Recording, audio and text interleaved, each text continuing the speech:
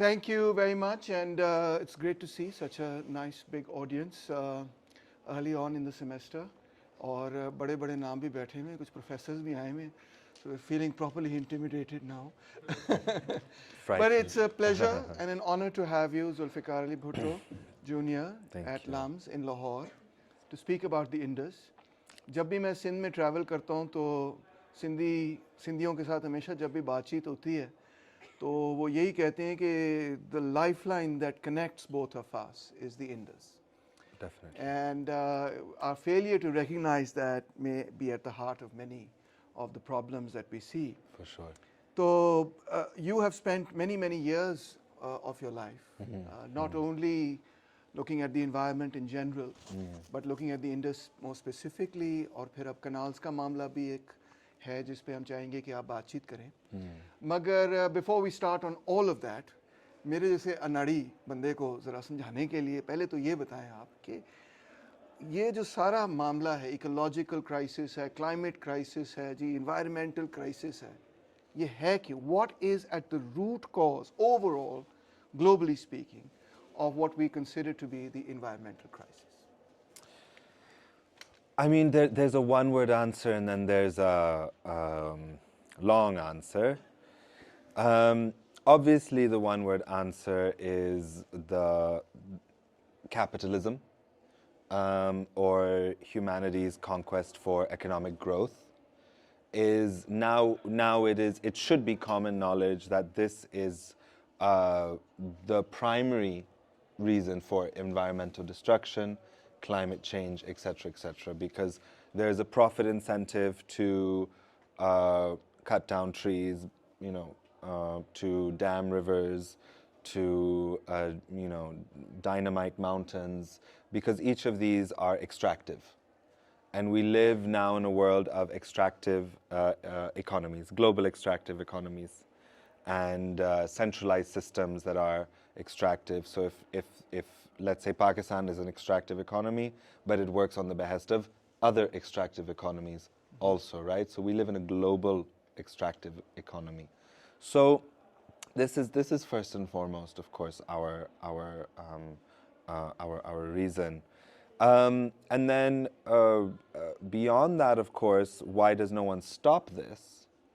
Again, capitalism, because capital growth makes the quote-unquote common man or everyday man, woman, work and work and work. And now, as we're seeing the rise in global prices, the rise in inflation, of course, that pareshani is even more. And so it doesn't leave any space in the mind or the imagination or energy even in not even just the everyday human being. I'm not saying the working class, the mazdoor, the kisan. I'm even saying folks like yourselves and families like yours. You're also caught in now this rat race. Okay, now I have to get educated and I have to get a job and I have to make sure I get a job and it has to be a good job because I'm from this kind of family and it has to be good. Where is the space in your mind now to say, shit, we have no water in our rivers, right? Before you can even realize what's happened, it's been taken away from you.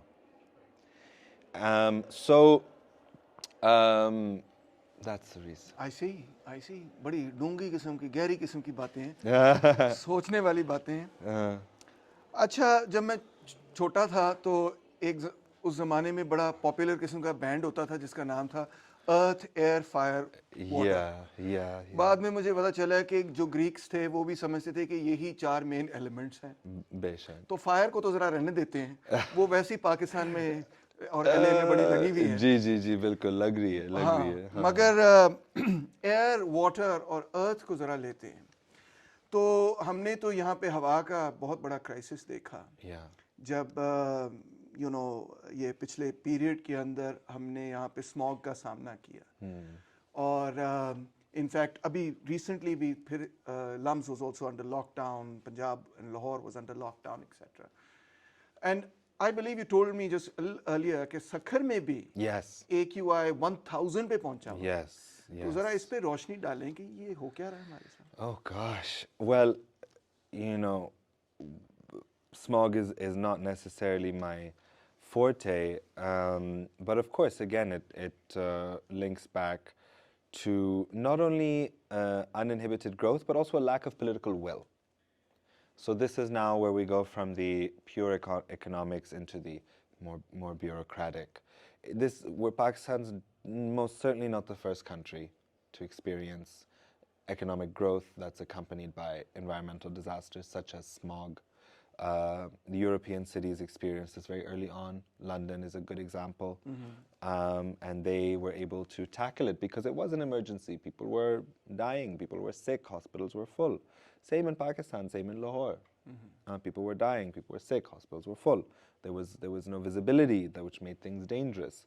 And so it had to be tackled. And there are many talented people in our country, young people graduating from institutions like this, and others who are developing experience to tackle issues like smog, but they are not being activated because there is no political will. The political will has gone now towards repaying our loans, right? This is another thing that is not allowing for political will because we are so strapped. Not only is there corruption, not only is there already poverty, but now we have some of the biggest debts to pay in the world. मैं तो सीधा साधा किस्म का बंदा हूँ. सही तो है. what I would like to know is कि मरियम नवाज शरीफ कहती हैं जी जी कि ये तो किसानों की वजह से है और ये लेफ्ट के एक्टिविस्ट जो यहाँ बैठे हैं वो कहते हैं ये फैक्ट्रियों और गाड़ियों की वजह से. So मैंने भी इंटरव्यू सुना और उसने ये कहा कि पुरानी गाड़ियाँ गरीबों की गाड़ियाँ So उनकी ये कहने के मकसद थी कि एक्चुअली फॉल्ट ना सिर्फ फॉल्ट गरीबों का है मगर गुर्बत है गैर कानूनी. हमें इस पे हमें we need to make खत्म कर दो उनको like it's and that's also that was the meaning of her statement. I think, forgive me, Maryam Nawaz, I'm sure you're a nice person in real life, but that was the implication, right? That poor people are what we should ban.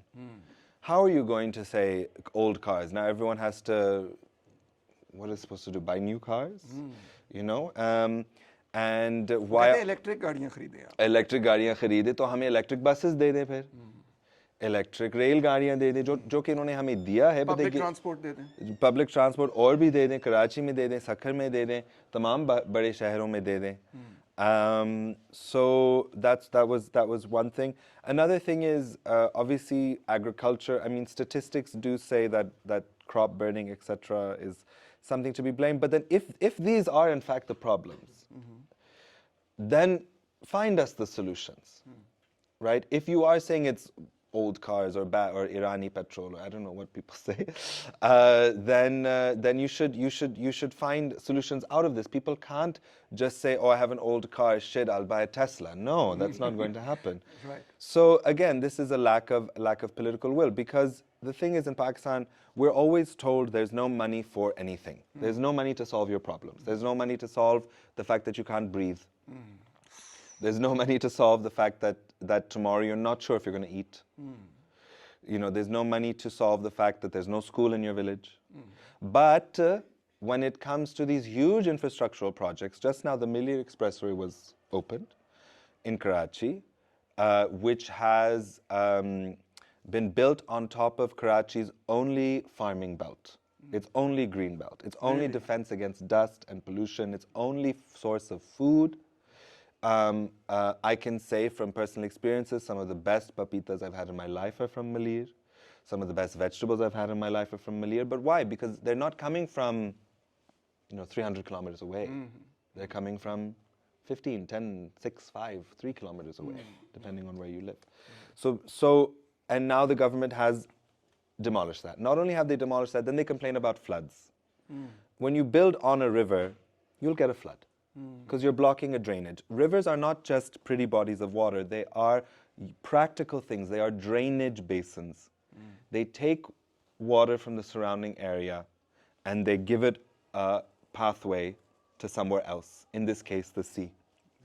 Right. इसका मतलब है जहाँ एक तरफ रोटी कपड़ा मकान नारा आपको अपनी विरासत में मिला है, जी। तो उसके साथ साथ कोई साफ हवा साफ पानी का नारा साफ भी अभी लगाना पड़ेगा।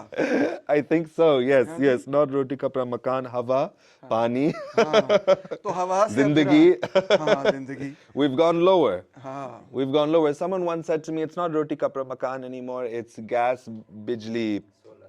Nahi, gas bijli net. So I was like, "Are you crazy? This is some." So this was obviously DHA kid, and so and I'm a Clifton kid. It's not really that much different. Clifton was the original DHA, but नहीं हम पहले आए थे। हाँ हम पहले आए थे. हम तो Clifton के हैं. But still it was like no, it's gone. Our standards are. And for one group of society, our standards are here. For another, maybe it's Naturally. net, bijli, and Naturally, whatever. naturally. So, we were talking about the solutions. Anyway, yeah. हाँ नहीं अब इस तरह करते हैं ना हवा से आते हैं जरा पानी पे Yes. ठीक है ना आसमान से ज़मीन पर आते हैं Yeah. because I believe that's where you have spent a lot of time and you've looked into that in a lot of detail. In fact, you lived on the Indus. I did. Tell us about that. How long did you live on the Indus? Alhamdulillah, I lived on the Indus for 2 weeks. I joined the WWF survey. So every 5 years, a survey is done to count the population of dolphins on the Indus. And you take a boat, basically, 2 boats, 3, including there's a kitchen boat. And so there's 3 boats, and you can't use a motor because the dolphins get scared. So you go upstream to downstream, just Floating on it. yeah, we did 35 kilometers a day on average, or 30 kilometers a day on average. If we were lucky, we got to 35. The boat had a sail or what? No sail, just some mohane, अच्छा some fisher folk Acha. who were very enthusiastic, Acha. and with the pakku, chappu, thank you. And yeah, it was very peaceful, and we would dock on islands. अच्छा So I don't know who here is from Tonsa or Dera Ghazi, Laya. I don't know if anyone's from these areas. No, oh, that's okay. So I don't know if you've seen the Indus there. इधर सब DHA से हैं सही है, कोई बात नहीं, कोई बात नहीं, हम भी DHA के हैं जी. I'm from Rajanpur, वहाँ इंडस है. बिल्कुल बिल्कुल. और शायद आपने देखा होगा कि वहाँ इंडस पे बहुत सारे आइलैंड्स हैं, हजार आइलैंड्स हैं, और ऐसे लगता है कि आप you know, दरिया नहीं लगता है, ऐसे लगता है कि आप समंदर में जा रहे हैं. Wow. So where did you start from? We started from Chashma Barrage. I did. There was a small group of the team that started at Jinnah. I joined at Chashma and Miyawali, basically. And, you know, the Indus is at some points, because of these braided islands, it is 40 kilometers in width. Wow. And you look and you're like, oh, that's the bank of the Indus. No, it's not. It's an island. Oh my God. Then you go and you traverse that island, which can be 15 kilometers wide, by the way. And the largest island I remember we had to encounter was 40 kilometers in length. Really? Yeah. And we had our maps, no? So we could calculate that distance. And we couldn't, the boats would divide if there was a smaller island to count. But with bigger islands, we couldn't because we wouldn't see each other till like 2 days later. Because we were going at 30 kilometers a day. So that was, for me, stunning. We ate from the Indus, we bathed in the Indus, and this was when I realized the relationship between water and mud as well, earth, right? The Indus is a really fascinating in the sense, and a lot of rivers are like this, but it is half mud and half water, which is why it's so brown, and that's why our dolphins are blind, because they have evolved to not need their eyes. If you've ever swum in the Indus, maybe you've swum in the Indus, but you go like this and black. Suddenly it's black.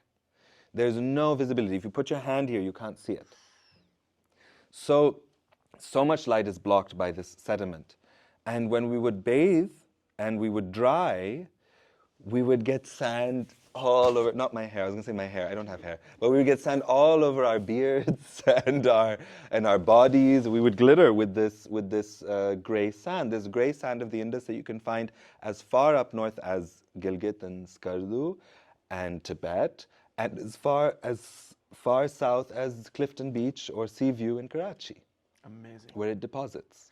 So what were you doing? I mean, I know what you were doing, but what were you sort of trying to?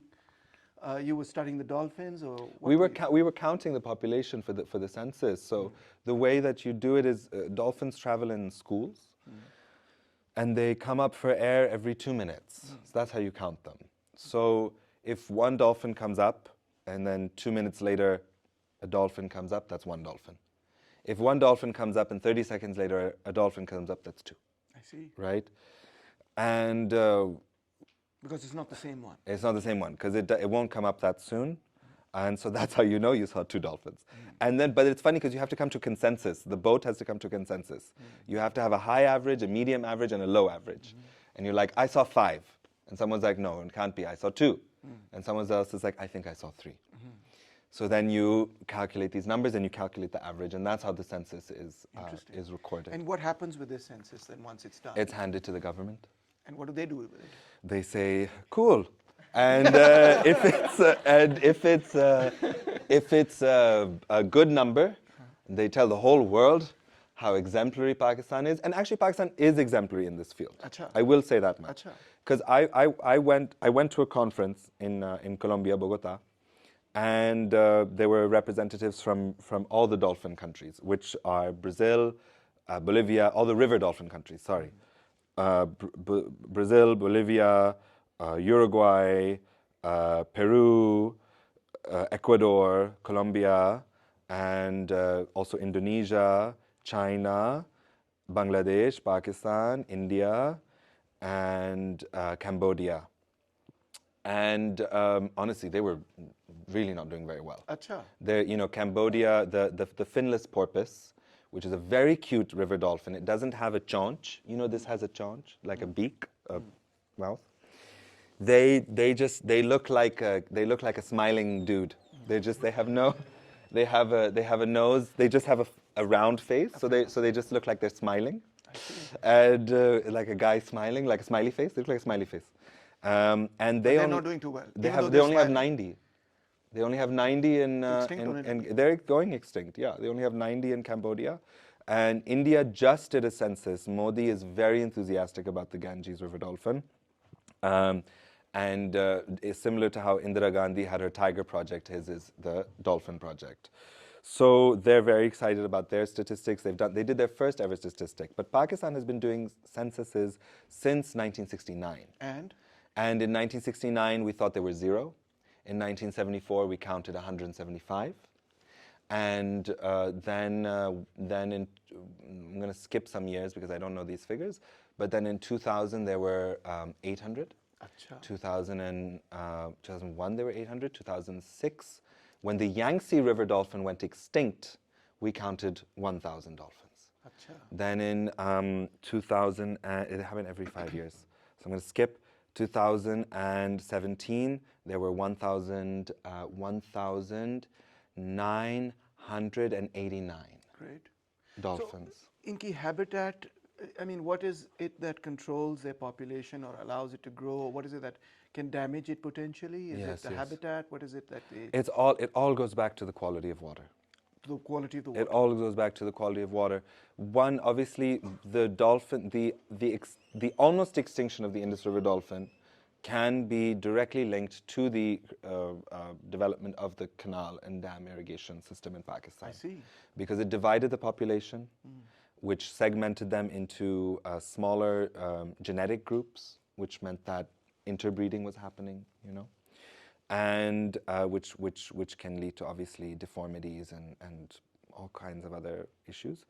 And not only that, obviously there were major drastic changes in water quality, especially after Sakkar barrage. So what ended up happening was that when the barrages were built here in Punjab, starting on the Ravi in 1879, there were assumed to be 10,000 dolphins in the Indus system, as counted by a British zoologist, John Anderson. Acha. And you could see dolphins from the ramparts of the Lahore fort at that time. So you guys lost something, sorry. But as soon as the barrage system was built here in 1879, Madhopur barrage was the first one to be built in all of South Asia. And by the 1930s, it was more or less extinct. 1960s was when the final dolphin was spotted in the Sutlej. So there are no dolphins in the Punjab rivers, except for a small population. I'm sorry, I don't know if I'm boring. Except for a small population in Beas, in India. There are 5. They somehow got there. Nobody knows how, nobody knows why, but they're there. And India is very happy. We have Indus River dolphin and Ganges River dolphin. So the population went through a huge decline then. When Sakhar Barrage was built, again, it went through another decline. But by the time the Indus Water Treaty was signed in 1960, you had all these other barrages built. Jinnah, Chashma, Taunsa, Kotri, Guddu. These were all built under the watchful eyes of the international community and Ayub Khan in his then green initiative. We're seeing a reprisal of this word green. Ayub Khan brought the first green revolution, which was to bring food to every table in Pakistan, and now we're seeing the new green initiative by the current government. So this was when people thought the dolphin had gone extinct, right? A sacrifice to progress. And if it weren't for the efforts of indigenous fisherfolk, the Mohana, who used to hunt the dolphin for oil, when they realized that their dolphin had disappeared, they turned into dolphin saviors. Really? And they called, through a tracker, a hunter, a Sindhi hunter, they called an Italian scientist called Giorgio Pillari to Pakistan. And they kept for him like 2 dolphins in a pond. And they were like, we have 2, we found 2. What can you do? A male and a female. And he studied them. He took them to Switzerland, alive. He took them on a train from Rohri, like wrapped in towels, wet towels. And then he got to Karachi, stopped at the Midway Hotel, put them in the swimming pool, took them out of the swimming pool, wrapped them in another towel, because you can't put them in a tank. Otherwise, they'll die from toxicity of their own urine and feces. I see. So, and then they can't breathe also, right? They need to breathe, so they need to be outside of water. And then they put them on a plane. Wow. And then they just took them to Switzerland and put them in a tank. And somehow they survived. Because he tried to do the same thing in India in the Brahmaputra. They tried to capture 5 dolphins. All 5 died of heart attacks. 1 was a pregnant female. So, but they managed with ours. Ours were complied. Pakistan is complying with the foreigners. Ji sai, jo bhi aapka hukum hoga, waise hoga. And फिर आगे क्या हुआ? फिर आगे, they studied everything that we know about them is from this study. नहीं वो बचाया फिर कैसे उनकी population? So they died within a couple months. They couldn't survive in a captivity. So if anyone tells you that the best way to conserve cetaceans or dolphins and whales is to put them in a tank, it's actually like, no, that's actually the worst thing to do. You just leave them alone where they're supposed to be. And so they studied them and they discovered a lot of things about them, except one thing, their mating behavior. Because they were too shy now. But I'm joking. No, they were too young. Actually, they were too young. That was the issue. They were immature. But they discovered everything else, how their echolocation works, how their sense of food works, how their social habits are. And it got published in a book called Secrets of the Blind Dolphin. I tried to ask the Sindh Wildlife Department if we could republish it via Liberty Books. And there was a bit of a siyasi masla, to unhone hamari baat nahi mani. But it's a beautiful book and it's unfortunately out of print and you have to go to the Sindh Wildlife Department office in Karachi to even look at a copy. अभी PDF निकालते हैं फिर. मैं आपको भेज देता हूँ. PDF है हमारे आप पास. सबको भेज देंगे. है हमारे पास. So then the population of the dolphins began to slowly recover. Slowly recover, yes. It was slowly recovered due to the efforts of these fisherfolk because, sorry, जी. नहीं ये बड़ी इंटरेस्टिंग बात है. क्योंकि हमने बातचीत जब शुरू की तो आपने ये कहा कि कुछ हमारे सियासतदान ये कहते हैं कि गरीबों की वजह से सारे का सारा मसला ख़राब हो रहा है. और यहाँ पे आपने जो हमें बात बताई वो तो बिल्कुल उसकी उलट हुई.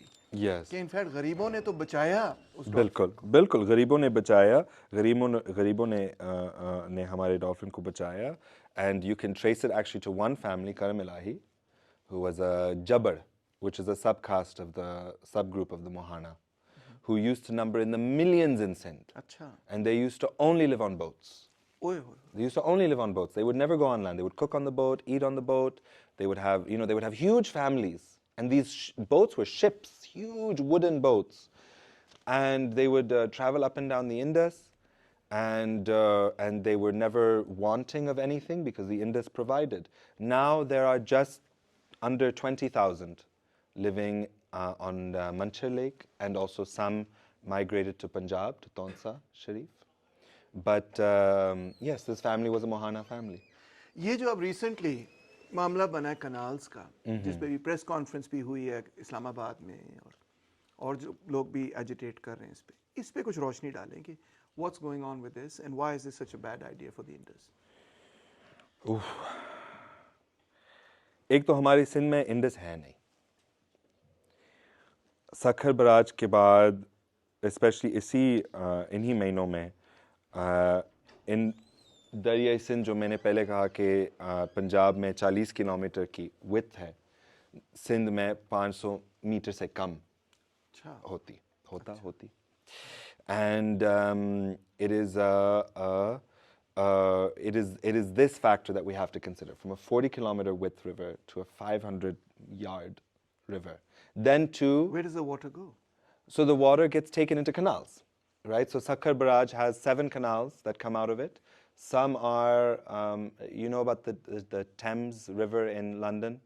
We can imagine it. So some canals take out more water from the Indus than double the volume of the Thames. Oh. Some canals are the size of the Suez Canal, you know where that ship got stuck? And so you can imagine these are the sheer volume of water is so great. Oh. And by the time it reaches Kochi Barrage, after Kochi Barrage, the 300 kilometers that the Indus needs to get to the sea, there is no river, there is a dry river bed. ये लगता है किसी ने कहा है कि भाई एक कतरा भी दरिया में वो समुद्र में ना जाए, सारे का सारा हमने यही इस्तेमाल करना है, ऐसे ही लग रहा है। ऐसे ही लग रहा है, बिल्कुल. And so the sea is intruding now. The delta, the rate at which the land was eating the sea before the barrages, Kochi Barrage, right? From after Kochi Barrage, the amount. So when I was saying a river is as much mud as it is water, where does that mud go? Right? Does it just go in the sea? No, it deposits on the sea, which creates a delta. So it increases the land of Pakistan. It increases the size of Pakistan. It is the original land reclamation project, right? And so the rate at which Pakistan was increasing in size was 30 meters per year. So if you can imagine, we're going 30 meters into the sea every year. Now, we have lost several thousands of acres to the sea. Really? Now Pakistan, since the 60s, has actually shrunk in size, excuse me, by several... Bangladesh bhi to leda ho gaya. Exactly, तो हम बांग्लादेश जैसे बनेंगे कुछ ना कुछ, सिंध तो कम से कम. And so we've lost already tens of thousands of acres to the sea. These are villages, these are communities that have तो gone. ये canals ना बनाई जाए फिर? Sorry, फिर हम canal के बारे में बात कर रहे थे. Sorry, मैं distract हो गया हमारे अपने सिंध के बात में.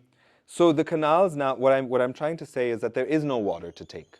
They want to take, they want to irrigate 4 million acres of land in Cholistan. When the canal infrastructure in Sindh is not even functioning. You know, people are planting their rice and wheat crops 2-3 months late because the water is coming in 2-3 months late. There's no water. We don't have water. I see.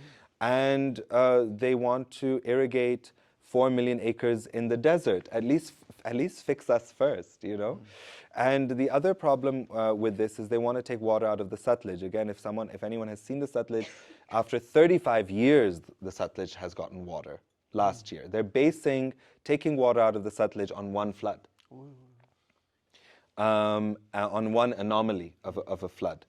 Another thing is, obviously, they do realize the reality is there is no water in the Sutlej. So they're trying to get water from the Indus vis-a-vis a series of link canals. By the time these link canals go from the Indus to Jhelum, to Sutlej, to all these rivers, you lose so much water vis-a-vis evaporation, water theft, whatever. And then you want to throw the water in the desert. Another thing is this land is being subleased. By the army, leased by the army, and then being subleased by the army to not farmers, not landless peasants, of which 85% of Sindh's, peasants is a wrong word, but that's the translation, Hari, out of which 85% of farmers in Sindh are landless. They're not considering them. They're subleasing this land to businessmen, bureaucrats, ये वो शेख वगैरह तो नहीं आके लेंगे? और शेख भी कुछ आके लेंगे. But sheikh, don't think, people think of sheikh, they put too much emphasis on sheikhs. Sheikhs are this, not even the problem. They come because we invite them. They wouldn't come if we don't invite them. If we said don't shoot, look at the nature, they'll do that. That's what they do in their own countries. So, so the problem is this leasing to. It's as if it's, you know, they're trying to say we're saving the country from the Vaderas and the Zamindars, but they're replicating the system of Vaderas and Zamindars on a capitalist corporate model. Interesting. Because you're leasing out. I met someone at an event. It was a birthday party, and he says to me, you know, I've leased 5,000 acres from the army. Karachi's DHA phase 8, which is the largest of the phases of DHA, is 4,000 acres. So you could build a city. Wow. I've leased 5,000 acres from the army. So I said to him, how do you feel as a Sindhi? And he said, well, I'm Sindhi, I can own land in Sindh. He was already a zamindar, but also he worked for a bank. I can't tell you too much about him. But I can own land in Karachi, I can own land in Punjab. And I said, no, you're a traitor. इसी तरह कह दिया. Yes. What a birthday party. I'm happy to ruin all of your birthdays, by the way, if someone disturbs me enough. And he kind of didn't really know what to do and sort of walked away. And then I met him a second time at another person's birthday party, and he told me the same story, and I just turned around and walked away. I think he was like not really all there at the party, but that's what I'm trying to say through this anecdotal thing is that this is the type of people that is being leased to. I think in some way we can say that, okay, Pakistan has problems. The way to fix these problems is sadly to divert water from one place to another and redistribute this wealth to people who have none. I could potentially get on board halfway through there. If it weren't for the imbalance between... The class imbalance. Well, yes, because why Pakistan has not seen any progress in the past 77 years because we keep relying on, we keep falling back on these old systems where one particular class of people conglomerates as much of the wealth as possible. Before nationalization, of course, the figure was 22 families owning 80% of the wealth. What was it? 80%, 90% of the wealth, right? Industrial assets. Of industrial assets, right? So this was where we fell back on at one point. Before land reforms, I'm not sure what the statistics were regarding that.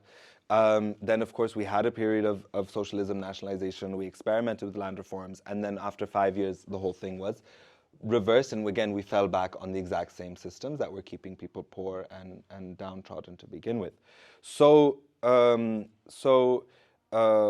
these canals, if they're built, these 6 canals, if they're built, one, we will likely see a 50% reduction in water past Guddu Barrage coming into Sindh, which will directly affect, obviously, humans as well as the dolphins. 60% of dolphins live in this area. Dolphins need deep water. Dolphins need flowing water. They'll go extinct. They'll go extinct. And likely the river will disappear past Sakhar Barrage. और ये सारे businessmen के लिए. And all the businessmen from Sindh will move to Punjab. But I think also, it's funny because when I say Sindh and Punjab, immediately we get a little riled up on a provincial level. I'm not trying to do that. If I could say words like Upper Indus and Lower Indus, I would say that. Because the fight is not a provincial fight. The Indus is a single river system that unites all of us. The Indus is as Punjabi as it is Sindhi. It's as Sindhi as it is Balti. It's as Balti as it is Pakhtun, making it ethnic. You know, it is all of our river, right? So the health of the river system as a whole, from the upper to the lower, should be all of our concerns. आखिरी सवाल पूछते हैं, फिर audience ने भी बहुत सारे questions करने होंगे. एनवायरनमेंट और इकोलॉजी, एनवायरनमेंट और पॉलिटिक्स, कल्चर, इन चीज़ों का क्या ताल्लुक है? Everything is political.